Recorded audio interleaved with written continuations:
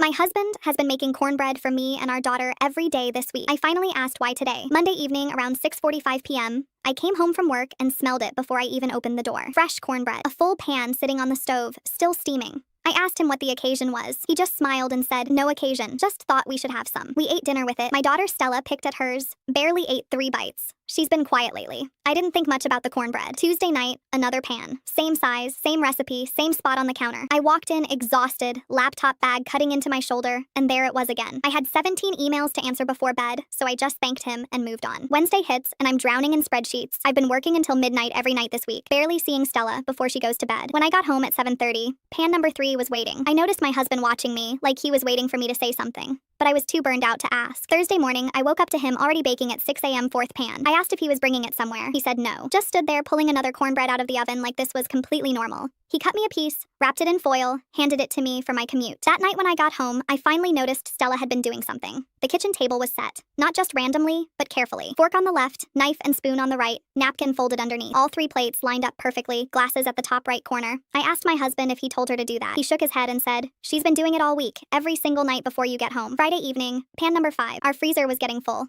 I asked him directly, "Why are you making so much cornbread?" "This is 5 days in a row." He just said, "Felt right." That made no sense. But my deadline was in 2 days, and I had 3 presentations to finish. Saturday was the 6th pan. I actually stopped working long enough to watch him this time. Watched him measure everything twice, pour the batter slowly, set his phone timer for exactly 25 minutes. Then I saw Stella come into the kitchen, drag a chair over to the drawer, pull out the silverware, and start setting the table. She was so focused, so deliberate. She looked proud. I asked her, "Baby, why are you setting the table?" She looked up at me with these big, serious eyes and said, "Because I'm 4 now, Mommy. I'm big enough to help." Something about the way she said it made my chest hurt. Sunday came, pan number 7. After dinner, after Stella went to bed, I found him in the kitchen wiping down the counters. I stood in the doorway and said, "I need you to tell me what's going on with all the cornbread." He stopped, looked at me for a long moment, then walked past me toward the bedroom. I followed him. He went to the nightstand on his side of the bed, pulled open the drawer, and took out a folded piece of paper from under a stack of old photographs. He handed it to me without saying anything. I unfolded it. His handwriting from years ago, back when he still wrote in print instead of cursive. The note said, "Second date, coffee shop on River Street." She told me about her grandmother who raised her. Said when she turned 4, her grandmother let her set the dinner table for the first time. Made her feel like she mattered, like she was big enough to be trusted with something important. Her grandmother always made cornbread on table setting nights. She said it was the only time in her childhood she remembers feeling proud of herself. I just stood there staring at the paper. We went on that date 11 years ago. He wrote it down that night and kept it in his nightstand all this time. I looked up at him and he said quietly, "Stella turned 4 last month. She started setting the table Monday night on her own. I saw her do it, and I remembered what you told me. Your grandmother made those moments special with cornbread. I thought Stella deserved that too. Wanted her to feel what you felt." I started crying right there at 9:30 p.m. on a Sunday, holding this piece of paper he'd saved for over a decade.